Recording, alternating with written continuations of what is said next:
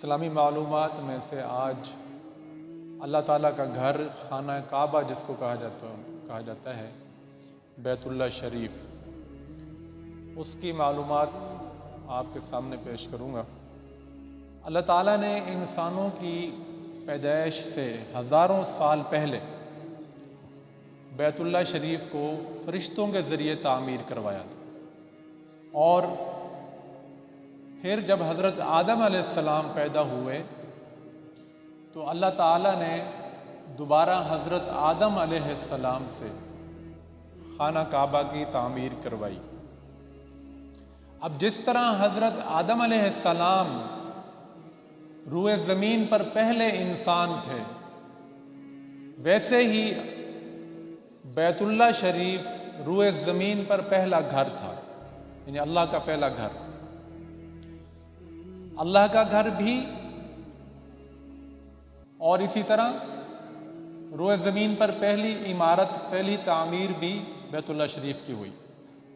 قرآن پاک میں سورۃ آل عمران آیت نمبر 95 اور 96 میں اللہ تعالیٰ نے ارشاد فرمایا، ان اول بیت وضع للناس للذی ببکۃ مبارک وہدی للعالمین، کہ سب سے پہلا گھر جو بنایا گیا وہ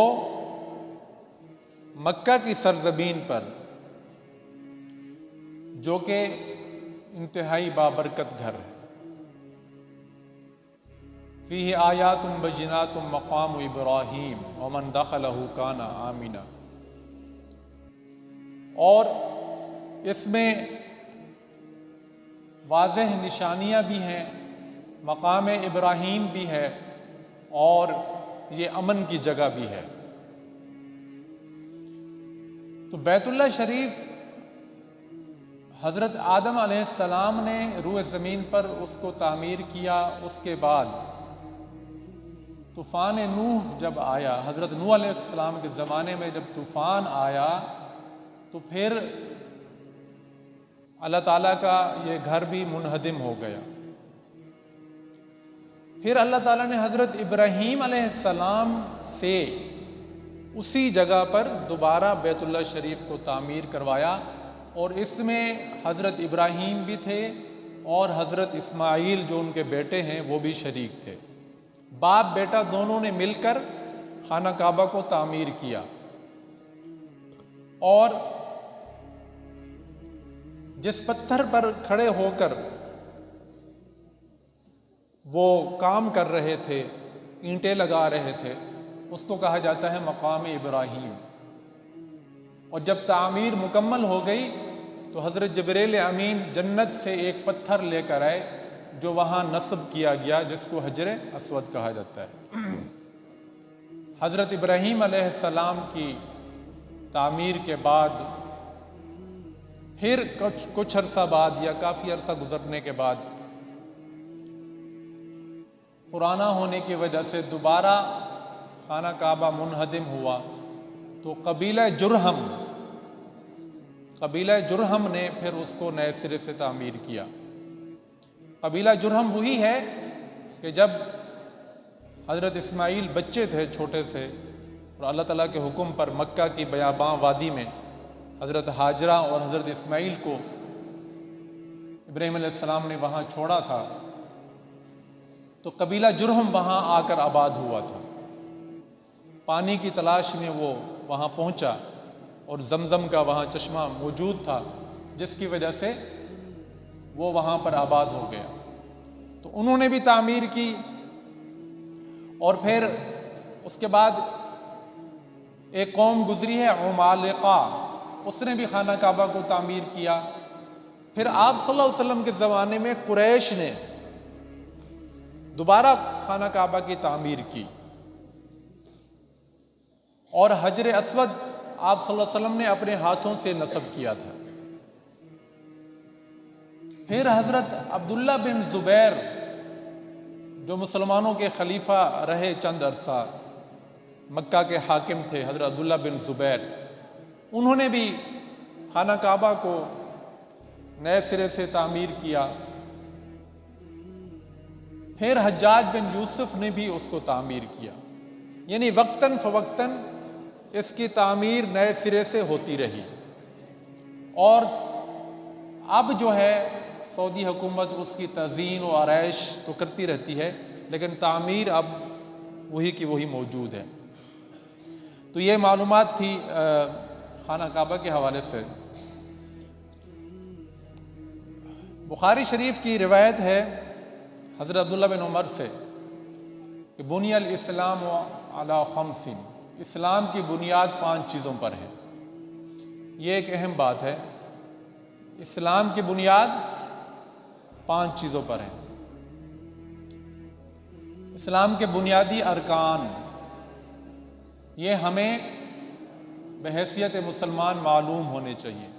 اسلام کے بنیادی ارکان: شہادت اللہ الہ الا اللہ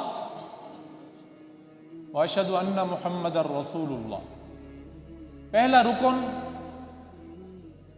کلمہ طیبہ، اللہ کے معبود ہونے کی گواہی اور نبی اکرم صلی اللہ علیہ وسلم کی رسالت کی گواہی دینا، یہ پہلا رکن ہے اسلام کا۔ وَإِقَامَ الصَّلَاةِ، دوسرا رکن نماز قائم کرنا۔ کیا قائم کرنا؟ نماز قائم کرنا، یہ دوسرا رکن ہے اسلام کا۔ دوسرا رکن نماز قائم کرنا۔ نمبر 3 وَإِيتَاءِ الزَّكَاةِ، زکوٰۃ ادا کرنا۔ وَحَجُّ الْبَيْتِ وَصَوْمِ رمضان، اللہ کے گھر کا حج کرنا اور رمضان کے روزے رکھنا۔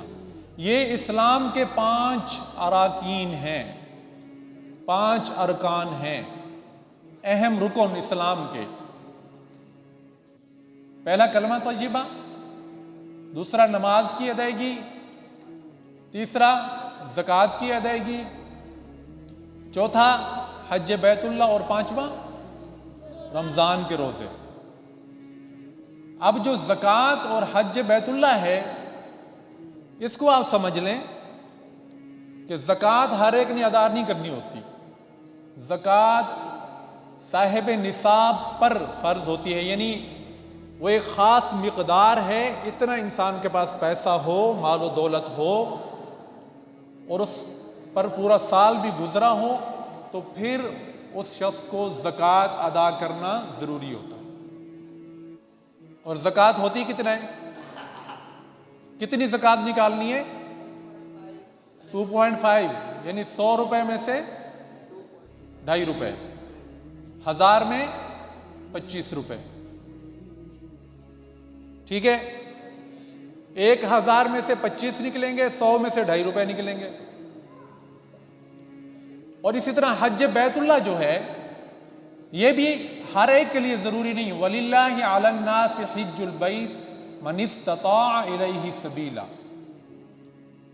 کہ اللہ کے گھر کا حج کرنا اس پر لازمی ہے، ضروری ہے، جو وہاں آنے جانے کے اخراجات افورڈ کر سکتا ہو،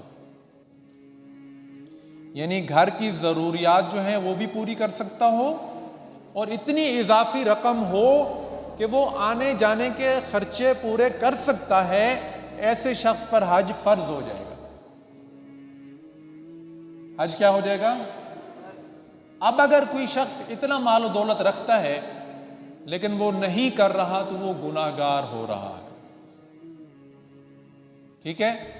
تو یہ حج بیت اللہ صاحب استطاعت پر فرض ہے، زکوٰۃ بھی صاحب نصاب پر فرض ہے، باقی رمضان کے روزے اور نماز یہ ہر ایک پر فرض ہے۔